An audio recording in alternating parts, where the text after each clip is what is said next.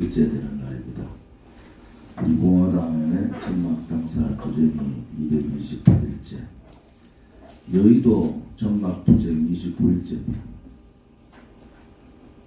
결국 문재인 정권은 전남 박근혜 대통령을 불법 강경, 인신 감금 1000일을 채우고 있습니다. 전 세계에서 이러한 정치 보고는 없습니다. 엄연히 자유민주주의 체제라는 대한민국에서 이러한 정치 보복을 하는 문재인 정권은 정말 악질적인 정권입니다. 사형 선고를 받았던 전두환 전 대통령이 751일 만에 석방됐고, 노태우 전 대통령이 768일 만에 특별 사면을 받았습니다. 국민들은 박근혜 대통령이 돈 한 푼 받지 않고 억울하게 정치적 정적에 대한 피해를 보고 있다, 이렇게 얘기합니다.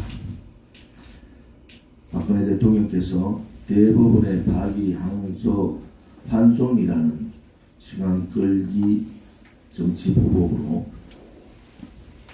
내일 모레 되면 1000일 불법 구원됩니다.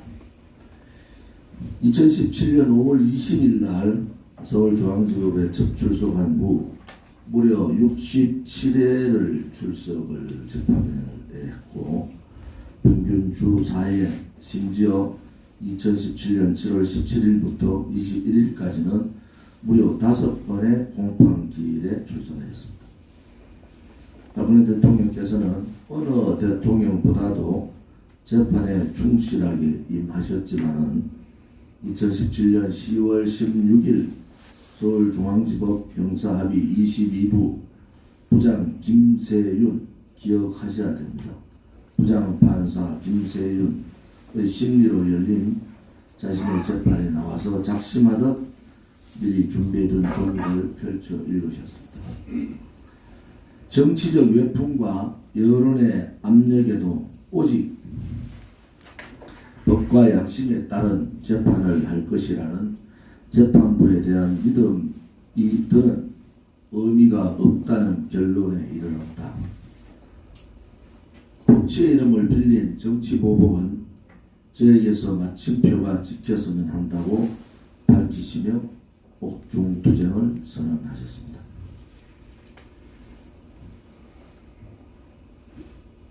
박근혜 대통령에 대한 법적인 잣대는 지금 문재인이 하고 있는 권력 남용이나 반헌법적, 반자유민주주의 체제적인 행위에 비하면 정말 무엇을 잘못했는가 국민들은 반문합니다. 지금 현재 문재인 정권에서 일어났던 선거 전 드루킹의 여론공작, 뉴저지의 금융농단에 의한 금융공작, 또한 울산시장에 의한 선거공작, 이러한 공작 정치, 또 판문점 선언과 9.19 군사합의에 따른 여적죄, 기타 지금 벌어지고 있는 많은 권력형 부패, 권력형 비리가 박근혜 정부 때 상상할 수 없었던 일들이 벌어짐에도 불구하고 그들은 옳다고 합니다. 언론 방송들은 박근혜 정부 때 80여 가지의 거짓을 그들은 왜곡하고 포장했고 업무로 썼습니다. 민노총이 장악된 언론 방송이라 하더라도 언론은 언론이고 방송은 방송입니다. 있는 그대로를 실어야 되는 것이 언론 방송의 기준입니다. 그럼에도 불구하고 그 엄해와 마녀 사냥을 했던 언론 방송들이 문재인 정권 들어와서 엄청난 국가 유난을 일으키고 있는데도 조용합니다. 좌파들은 그렇습니다. 좌파들은, 특히 대한민국에 있는 토착 빨갱이 세력들은 마지막 남은 붉은 100년 전쟁을 대한민국 한반도에서 이루려고는 그러한 작심을 하고 있습니다. 결국 좌파들과 그의 부역한 배신자들에 의해서 대한민국은 지금 자유민주주의 체제가 침탈되고 시장경제가 침탈되는 상황까지 왔습니다. 3년 가까이를 돌이켜 보면은 여러 가지 회한의 마음이 많이 생깁니다. 만약에 대한애국당이 창당하지 않았고 우리 공화당이 없었으면 지금의 대한민국, 지금의 정치는 어떻게 되었을까? 박근혜 대통령은 이미 묻혀버리고 탄핵의 얘기는 촛불 쿠데타가 아닌 촛불 혁명에 의한 그들의 성공한 권력 찬탈이 되었을 겁니다. 일초들이 일어나서 분노했고 우리의 억울한 국민들이 창당을 통해서 지금까지 투쟁하고 있습니다. 광화문 촛불 쿠데타 광장을 태극기 광장으로 바꾸어 놓았습니다. 용기 없고 비겁하던 자유한국당이 여론에 밀려서 우리 공화당 10분의 1이라도 해라 라는 따끔한 여론에 어쩔 수 없이 투쟁의 길로 들어왔습니다. 우리 공화당이 지금까지 걸어온 그 수많은 투쟁의 역사가 대한민국을 바로잡는 데 중추적인 역할을 하고 있습니다.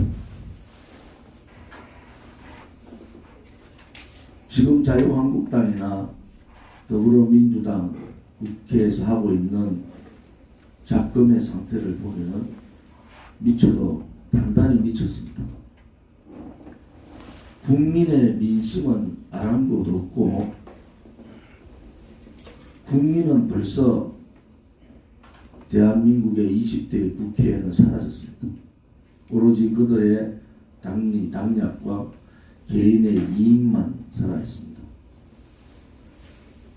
우리는 이러한 비양심적, 이러한 반대한민국적 정치 세력과 당당하게 싸워야 됩니다. 더욱더 가열차게 뭉쳐서 싸워야 됩니다. 그것이 우리의 길이면 모든 심판은 국민과 역사에 맡겨야 됩니다.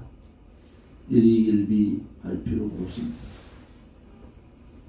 그것이 우리가 걸어야 될 길이면 당당하게 그 길을 가야 합니다. 우리 공화당답다, 우리 공화당답게라는 얘기들이 국민들한테 나오고 있습니다.